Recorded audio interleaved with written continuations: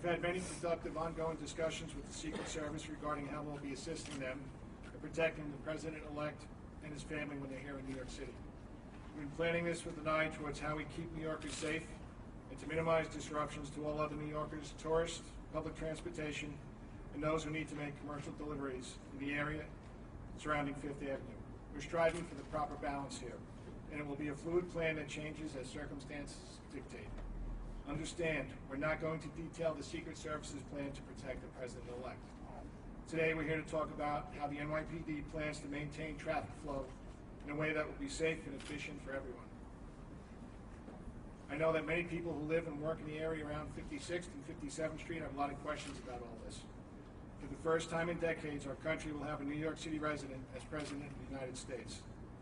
The transition will be ongoing through January, of course. And much of this transition work will occur in the President-elect's offices in Midtown Manhattan. The plan we're discussing today covers that transition period. It's about the next 65 days. Firstly, we're not closing Fifth Avenue on any kind of permanent basis. It was closed for brief periods of time since Election Day to improve security with concrete barriers and due to large demonstrations. But again, no wholesale closures at Fifth Avenue are planned. Trump Tower, as you know, is located at East 56th Street and Fifth Avenue, just one block south of one of the busiest intersections in New York City and possibly in the nation. What you're seeing in that area now, in terms of our new security management, is what we expect will remain in place through the inauguration. In many respects, this is no different than the many major events the NYPD secures each and every day. In terms of security, there will be many things the public will see and many things the public will not see. We'll have our explosive detection canines, our specialized units, like the Critical Response Command and the Strategic Response Group, as well as plainclothes officers and counter-surveillance teams working hand-in-hand with our Intelligence Bureau and our partners in the federal government, specifically the Secret Service. Again, none of this is new for us. And again, as we always do, we'll constantly reassess this plan and make any adjustments we deem necessary to ensure that we maintain the proper balance of security and everyday life in our great city. Now I'd like to introduce Mayor Bill de Blasio to make some remarks. Mr. Mayor? Thank you very much, Commissioner. First of all, everyone, I want to thank Commissioner O'Neill, all the men and women of the NYPD who are doing an extraordinary job. They turned on a dime on election night, having done a lot of preparation with our partners in the Secret Service, and they've put together an extraordinary security plan that's been operating very, very well. I want to thank you, Commissioner, and all of those good people who have been doing this work. And when President-elect Trump and I met, one of the things that he said was he expressed his admiration and appreciation for the men and women of the NYPD who are doing this work, and I shared with him my same feelings on the matter. The details you'll hear from in a moment. You'll hear from U.S. Secret Service Special Agent in charge of the New York office, David Beach, and you'll hear from our Chief of Department, Carlos Gomez, on specifics, but I want to give you a couple of broad points. I also want to thank our First Deputy Commissioner, Ben Tucker, our Deputy Commissioner for Counterintelligence and Anti-Terrorism Efforts, John Miller, and our Commissioner of Transportation, Polly Trottenberg, who's been deeply involved in the efforts to make sure things keep moving in Midtown Manhattan. Also want to thank Councilmember Dan Garodnick, who represents that area in the City Council. Look, we are devoted to making sure the city will keep moving. This is a big challenge and an unprecedented challenge. We know that. But we are committed to making it work. We need the city to keep moving at all times. We're entering the holiday season, which adds a layer of complication. But the NYPD, working with all other partner agencies in the city government and with our federal partners, will continue to refine the approach to make sure it maximally allows for people to move freely through the area. We understand the number one imperative here is safety and security. We owe that to the President-elect, his family, and his team, and that is important for all New Yorkers. So that will be the most important consideration. But we believe we can balance that with a number of measures to keep traffic, both pedestrian and vehicular traffic, moving as well as possible. Now, New York City has a long history of dealing with extraordinary events, none more so than just over a year ago when we had Pope Francis and over 150 world leaders and the President of the United States all in town in the same days.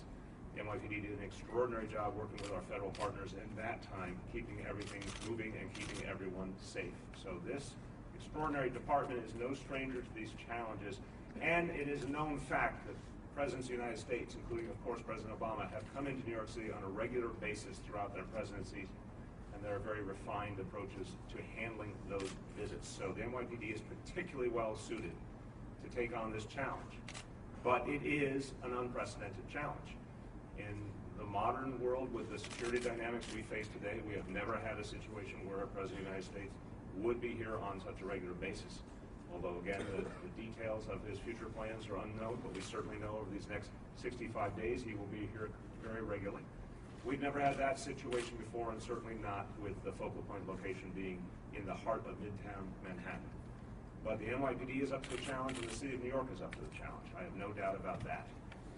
We have an excellent working relationship with the Secret Service. There has been a clear set of shared goals and clear coordination throughout this time, and we believe that is going to be one of the #1 reasons why we can keep people safe and secure. At the same time, we will listen carefully to the needs of New Yorkers and the concerns of New Yorkers throughout this process. Obviously, for people who work in the area, for businesses in the area, for people who drive through, for people who go there for a variety of reasons, there are real concerns right now. We're going to do our best regularly to address those concerns and to make the adjustments that we can, always in the context of protecting safety and security first. Now, I want to emphasize, when we get toward the holidays, there's constant messages given. Commissioner Trottenberg reminded me of this earlier. We constantly remind our fellow New Yorkers during the holidays to not bring cars into Midtown Manhattan unless you absolutely have to please rely to the maximum extent possible on mass transit options. I want to reiterate that. That would be true during any holiday season. It's even more true now, of course. One of the things that people need to recognize, for their own good and for everyone else's good, is to the extent you can avoid the immediate area around Trump Tower, that will make your own life easier and everyone else's life easier. That area, that specific area, and I want to delineate in this case from 53rd Street to 57th Street and from Madison Avenue to 6th Avenue. In the scheme of our city, even in the scheme of the borough of Manhattan, that's a pretty small area. If people were to specifically avoid that area to the maximum extent possible, that's going to help us to manage the situation as well as we can. As I said, we'll continue to refine the approach to traffic management and to addressing the needs of people who work and live in the area. We will add personnel as needed. Right now, since Election Day, NYPD has already put on each shift during daytime hours almost 50 officers between traffic agents and police officers to manage the flow of traffic in that immediate area. In those blocks I delineated and surrounding blocks, an additional 50 personnel put in place on the daytime shifts. We will add personnel if needed to address the situation further. I also want to note that enforcement will be more aggressive on 5th Avenue, particularly enforcement of truck traffic. You'll see a very, very clear uptick on enforcement of truck traffic on 5th Avenue because there's already very clear rules and restrictions related to truck traffic, commercial traffic on 5th Avenue. That will be enforced more vigorously than ever. Finally, want to note, before offering a couple of words in Spanish, I want to note that this is a very substantial undertaking. It will take substantial resources, and we will begin the conversation with the federal government shortly on reimbursement for the NYPD for some of the costs that we are incurring.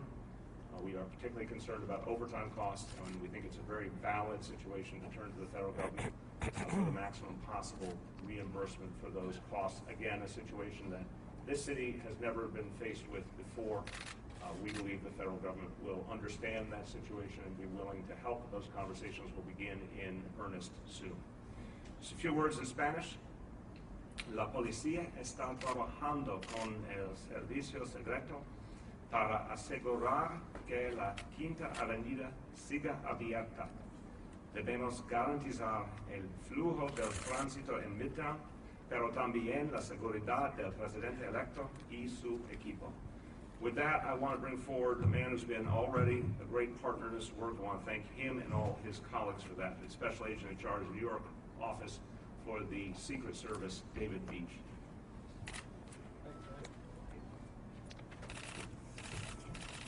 Thank you, Mayor.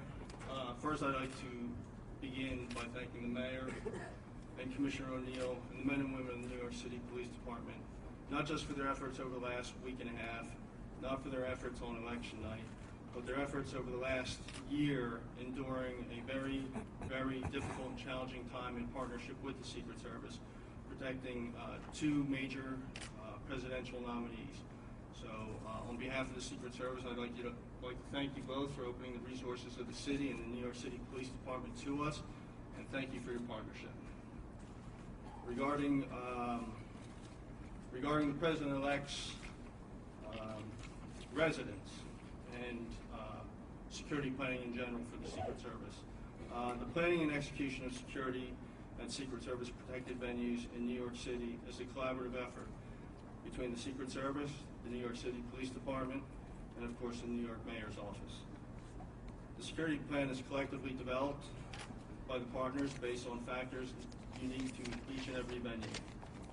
The Secret Service and its law enforcement partners constantly monitor, review, and adjust the plan as needed based on information and operational needs.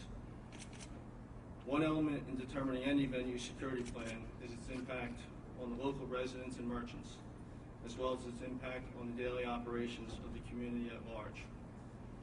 In order to fully consider this element and make the best decisions possible, the Secret Service works with its law enforcement partners, in this case the New York City Police Department,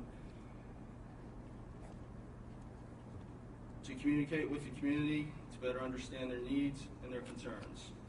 In every instance possible, the Secret Service attempts to minimize any adverse or unnecessary impact on the community as a result of these security plans.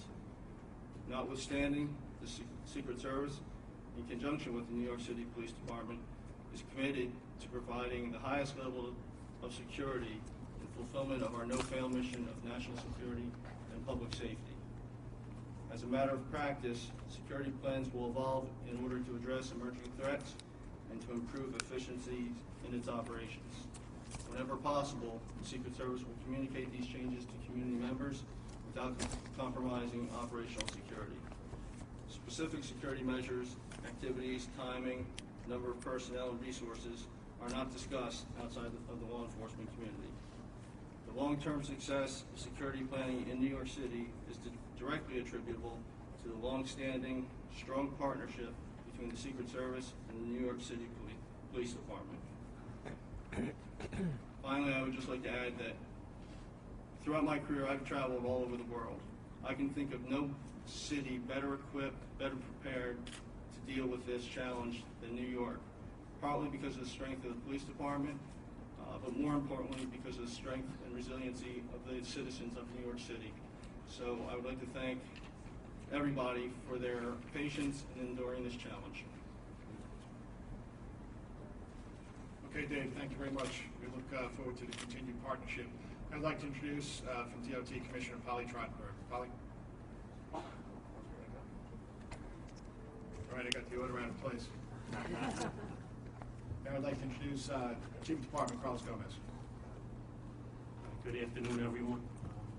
The NYPD has worked very closely with the U.S. Secret Service in developing this plan. I'd like to personally thank Dave and his agency for their collaboration with us. We look to strike a proper balance between presidential security, providing as much security as possible around the president-elect, his family, other residents of Trump Tower, and businesses in the area, while at the same time not having an adverse impact on traffic, transportation, deliveries, and the lives of other New Yorkers that walk by the area and certainly live nearby. This is the plan that is presently implemented since last week, whether the president-elect is in his residence or not. A plan going forward for when the president-elect is out of residence is being discussed and evaluated as to the appropriate level of resources and staffing levels.